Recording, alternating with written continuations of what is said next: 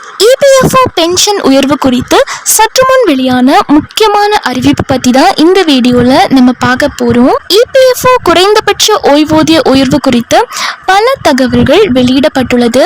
மத்திய அரசின் அதிகாரப்பூர்வ அறிவிப்பு ஏதாச்சும் வந்திருக்கா? ஸோ அதை பற்றியும் இந்த வீடியோவில் தெளிவாக நம்ம பார்க்கலாம். நீங்க இப்பதான் டிடி தமிழ் அப்டேட்ஸ் சேனலை முதல் முறையா பாக்குறீங்க அப்படின்னா சப்ஸ்கிரைப் பண்ணாதவங்க இப்பவே சப்ஸ்கிரைப் பண்ணிக்கோங்க. அண்ட் கூடவே பக்கத்துல வர பெல் ஐகானையும் கிளிக் பண்ணி ஆல் அப்படிங்கிற ஆப்ஷனை செலக்ட் பண்ணி வச்சுக்கோங்க. ஸோ அப்பதான் நம்ம அடுத்தடுத்து போடக்கூடிய அனைத்து புதிய தகவல்களும் உங்களுடைய மொபைலுக்கு உடனே நோட்டிபிகேஷனா வந்து சேரும். அண்ட் வீடியோக்குள்ள போறதுக்கு முன்னாடி இந்த வீடியோ உங்களுக்கு பிடிச்சிருக்கு அப்படின்னா லைக் பட்டனை கிளிக் பண்ணி லைக் பண்ணிக்கோங்க.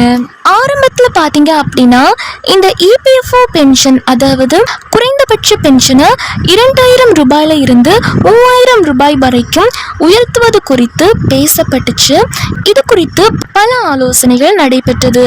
ஆனா தற்போது பார்த்தீங்க அப்படின்னா மக்களோட கோரிக்கை என்ன அப்படின்னா, வாழ்க்கை செலவுகள் தற்போது இருக்கக்கூடிய 1000 ரூபாய் அப்படிங்கிறது போதுமானதாக இல்லை அப்படின்னும் சொல்லியிருந்தாங்க.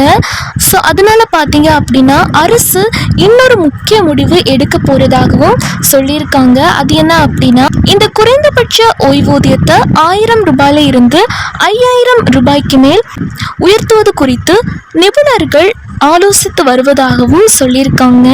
அரசு இதை பற்றி ஆலோசித்து வருவதாகவும் சொல்லியிருக்காங்க.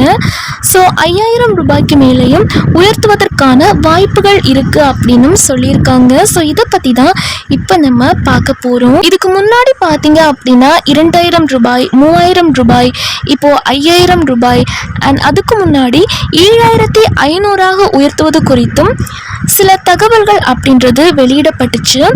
பட் அதிகாரப்பூர்வமாக எந்த ஒரு அறிவிப்புமே இந்த 7500 உயர்த்துவது குறித்து வெளியிடப்படவில்லை. இப்போ பார்த்தீங்க அப்படின்னா 5000 ரூபாய்க்கு மேலே உயர்த்தப்படுமா அப்படின்னு தான் எல்லாருமே எதிர்பார்த்து காத்துட்டு இருக்காங்க. இந்தியாவில் இருக்கக்கூடிய பெரும்பாலான மக்களுமே பார்த்தீங்க அப்படின்னா பிஎஃப் கணக்கு வச்சிருப்பாங்க.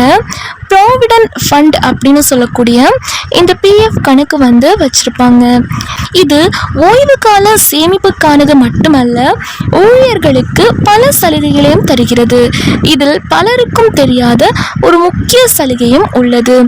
இந்த மினிமம் பென்ஷன் 1000 ரூபீஸ்ல இருந்து 5000 ரூபீஸா உயர்த்த போறதை தவிர்த்து இபிஎஃப்ஓ உங்களுக்கு இன்னொரு சலுகையும் கொடுக்க போறதா சொல்லியிருக்காங்க. அது என்ன அப்படின்னா, ரூபாய் 7 லட்சம் அப்படின்றது இபிஎஃப்ஓ இலவசமா தரப்போறதாகவும் சொல்லியிருக்காங்க. இது எந்த வகையில கொடுக்க போறாங்க அப்படின்னு பார்த்தீங்க அப்படின்னா, அனைவருக்கும் 7 லட்சம் ரூபாய் வரை லைஃப் இன்சூரன்ஸ் கிடைக்கும் அப்படின்னும் சொல்லியிருக்காங்க. இந்த விஷயம் நிறைய பேருக்கு தெரியாம இருக்குங்க.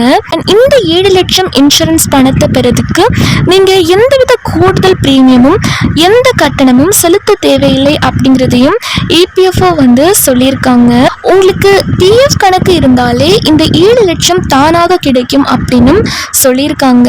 இது எதன் மூலமா கொடுக்குறாங்க அப்படின்னா, இடிஎல்ஐ, அதாவது எம்ப்ளாயீஸ் டெபாசிட் லிங்க்ட் இன்சூரன்ஸ் அப்படின்னு சொல்லக்கூடிய இந்த திட்டத்தின் கீழ் தான் வழங்கப்படுகிறது.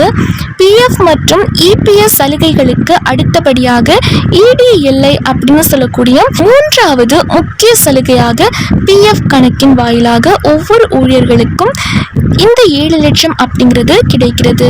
நிறைய பேர் கேட்பாங்க, இதுக்கு நம்ம தனியா ஏதாச்சும் ஃபார்ம் ஃபில்அப் பண்ணி கொடுக்கணுமா அப்படின்னு கேட்பாங்க. அப்படி எதுவுமே நீங்க நிரப்பணும் அப்படிங்கிற அவசியம் கிடையாது. பதிவு செய்யவும் தேவை கிடையாது. உங்களுக்கு பிஎஃப் கணக்கு இருந்தாலே போதும், தானாகவே இந்த காப்பீடு பொருந்தும் அப்படின்னு சொல்லியிருக்காங்க. ஊழியர்கள் இதற்கு எந்த பிரீமியமும் செலுத்த வேண்டியதில்லை. நீங்க பணியாற்றும் வேளையில் நிறுவனமே ஊழியரின் ஊதியத்தில் 0.5% இடிஎல்ஐ கணக்கிற்கு இடிஎல்ஐக்கு செலுத்துகிறது. ஸோ இதனால உங்களுடைய ஊதியத்துல இருந்து எந்த ஒரு பிடித்தமும் செய்யப்படுவதில்லை. இந்த காப்பீடு எப்ப கிடைக்கும் அண்ட் யார் யாருக்கு கிடைக்கும் அப்படின்னு பார்த்தீங்க அப்படின்னா, ஒரு ஊழியர் பணியில் இருக்கும்போது இறந்தால் மட்டுமே கிடைக்கும் என்பதால் இது ஊழியரின் குடும்பத்தை நிதி சுமையில் இருந்து பாதுகாக்கும் ஒரு கருவி. அலுவலகத்தில் விபத்து நடந்தாலும் சரி, விடுமுறையில் வீட்டில் இருக்கும்போது ஏற்பட்டாலும் சரி சலுகை கிடைக்கும் அப்படின்னு சொல்லியிருக்காங்க. இறந்த ஊழியரின் குடும்பத்தினர் அல்லது நாமினிக்கு நிதியுதவி வழங்கப்படும் அப்படின்னு சொல்லியிருக்காங்க. பிஎஃப் கணக்குள்ள அனைத்து ஊழியர்களும் இதை பெற தகுதியானவர்கள். அண்ட் இந்த EDLI திட்டத்தின் மூலமா குறைந்தபட்சம் எவ்வளவு தொகை கிடைக்கும் அப்படின்னா குறைந்தபட்சம் 2.5 லட்சத்துல இருந்து அதிகபட்சம் 7 லட்சமும் கிடைக்கும் அப்படின்ற மாதிரி EPFO இன்ஃபார்ம் பண்ணியிருக்காங்க. இது எதை வச்சு கணக்கிடப்படும் அப்படின்னா ஊழியரின் கடைசி 12 மாத ஊதியம் மற்றும் PF இருப்பை வைத்து கணக்கிடப்படும். ஊதியம் மற்றும் PF இருப்பு அதிகமாக இருந்தால் காப்பீடு தொகையும் அதிகரிக்கும். ஸோ PF கணக்கு வச்சிருக்க அனைத்து நபர்களுமே இந்த இலவச காப்பீடை பற்றி கண்டிப்பா நீங்க தெரிஞ்சுக்கணும். நிறைய பேருக்கு இப்படி ஒரு திட்டம் இருக்கிறதே தெரியறதில்ல.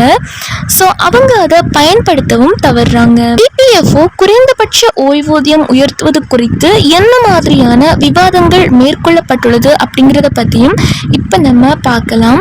மத்திய அரசு தற்போது என்ன சொல்லியிருக்காங்க அப்படின்னா ரூபாய் 1000 ஓய்வூதியத்தை உடனடியாக உயர்த்த முடியாது அப்படின்னு சொல்லியிருக்காங்க.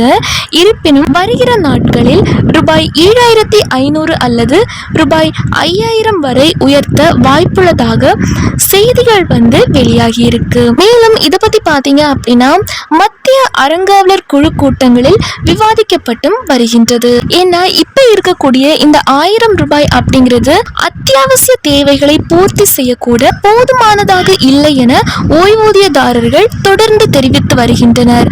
ஸோ இதனால் பார்த்தீங்க அப்படின்னா மத்திய அறங்காவலர் குழு கூட்டங்கள்லையும் இந்த 7500 அல்லது 5000 ரூபாயாக உயர்த்த பல கோரிக்கைகளும் எழுந்து வருகிறது. தொழிலாளர் அமைச்சகம் ஓய்வூதியத்தை உயர்த்துவது குறித்து பரிசீலித்தும் வருகின்றது. ஆனால் தற்போது உடனடியாக உயர்த்த முடியாது என்றும் தெரிவித்துள்ளனர். பட் பார்த்தீங்க அப்படின்னா கண்டிப்பாக உயர்த்தக்கூடும் அப்படின்ற மாதிரியும் சொல்லியிருக்காங்க. விரைவில் இந்த குறைந்தபட்ச ஓய்வூதியம் உயர்த்துவது குறித்து பரிசீலிக்கப்பட்டு வருவதாகவும் சொல்லியிருக்காங்க. இதற்கான விவாதங்கள் நடைபெறுகிறதாகவும் சொல்லியிருக்காங்க. ஸோ இந்த EPFO பென்ஷன் ஓய்வூதிய உயர்வு குறித்து ஏதேனும் முக்கிய தகவல்கள் முக்கிய மாற்றங்கள் வந்துச்சு அப்படின்னா அதே நம்ம சேனலில் வீடியோவாக போஸ்ட் பண்ணி உங்களுக்கு இன்ஃபார்ம் பண்ணுறேன். ஸோ அதை பற்றி தெரிஞ்சுக்க இப்போவே நம்ம சேனலை சப்ஸ்கிரைப் பண்ணிக்கோங்க.